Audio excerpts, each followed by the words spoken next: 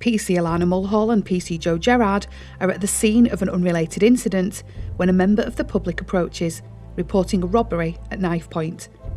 PC Mulhall goes to investigate. As I'm getting out of the ambulance, the suspect is walking towards us, and I remember thinking that's quite odd. He would have heard the man say to me, he's got a knife on him.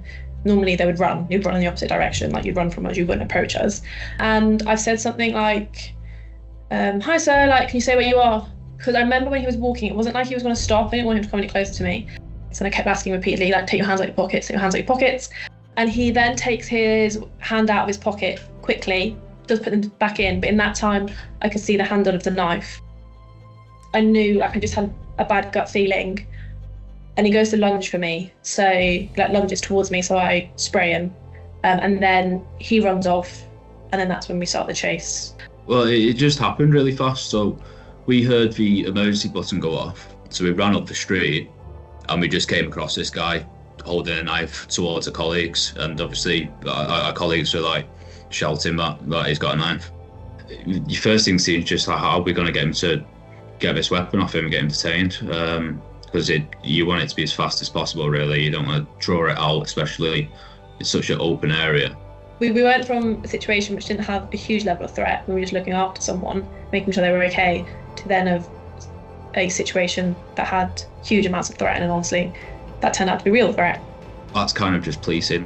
1 minute everything will be calm, 1 minute everything's just not, and it's all kicking off.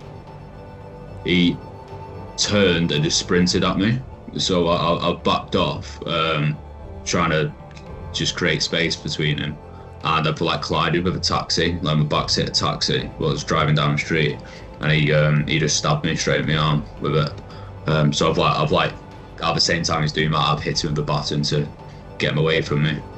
As he's gone to stab Joe, I've hit him on the back with my baton to, like, hopefully distract him. And then, as I've done that, I've then tried to create space, and I just haven't been quick enough, and he just ran up to me and driven the knife into my arm. He threw a punch at me and, like, punched me in the jaw, and fell through and, like, grabbed hold of the knife. So as he's got with the knife, he grabbed hold of my body camera, and he was just repeatedly just swinging at me. So he probably stabbed me maybe, I'd say about 12 times.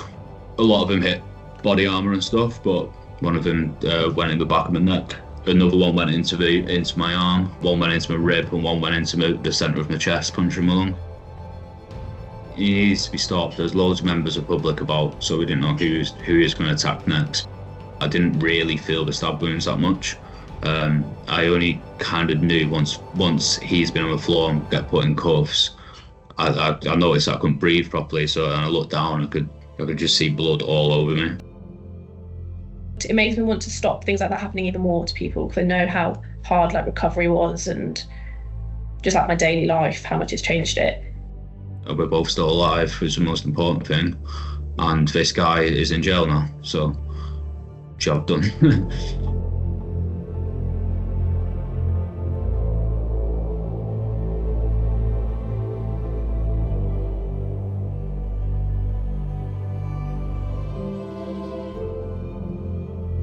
I find the bravery day in and day out in policing humbling.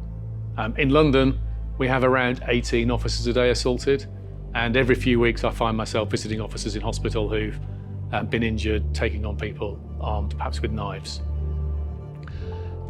What we have in the room today are the most extraordinary, most selfless, most dedicated acts of courage that are reflective, even if they're the most exceptional, they're reflective of that day-to-day bravery going on across the country, day in and day out, and indeed going on tonight across the country.